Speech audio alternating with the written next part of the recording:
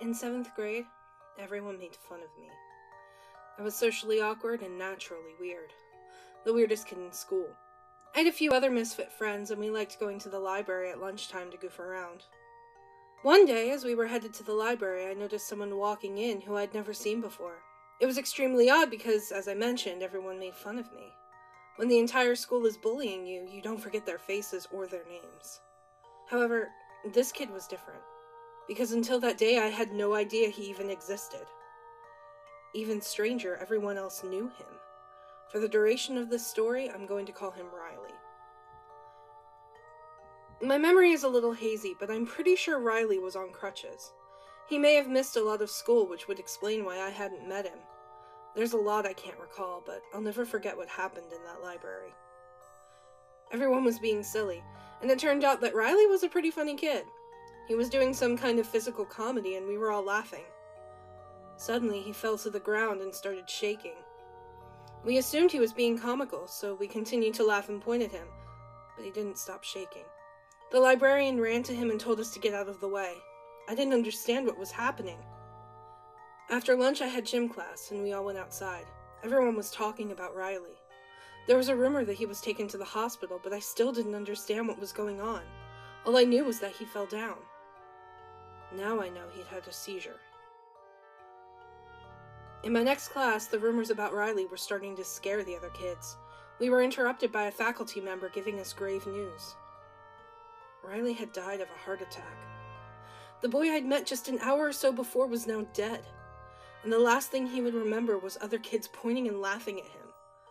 I felt guilty and confused. Everyone who was close with Riley, as well as everyone who was in the library at lunchtime, was taken to the principal's office to mourn together. I was shocked at how many kids were there. Why did he know so many people that I knew, but I never knew him? I never even heard anyone mention him before. The whole room was crying, but not me. I just lowered my head in an attempt to seem upset. Someone put their hand on my shoulder, thinking I must be devastated by what happened.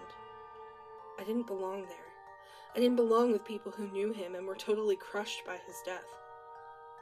All I could think about was Riley shaking on the floor of the library as I laughed and pointed. The following day, everyone in my homeroom was sobbing and consoling each other. Everyone but myself and the kid who sat in front of me.